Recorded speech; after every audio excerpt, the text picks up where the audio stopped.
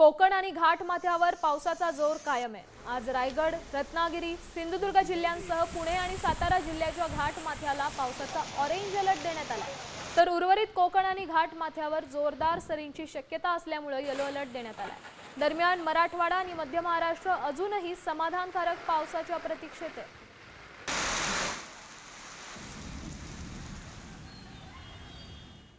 Orange alert कुठे देण्यात आलाय तर रायगड, रत्नागिरी, सिंधुदुर्ग, पुणे घाटमाथा, सातारा घाटमाथा, त्याचसोबत पालघर, ठाणे, मुंबई, नाशिक घाटमाथा, कोल्हापूर घाटमाथा या ठिकाणी येलो अलर्ट देण्यात आलाय। आता isakal.com आहे देशातील नंबर 1 ची मराठी न्यूज वेबसाईट। प्रत्येक अपडेटसाठी isakal.com ला नक्की भेट द्या।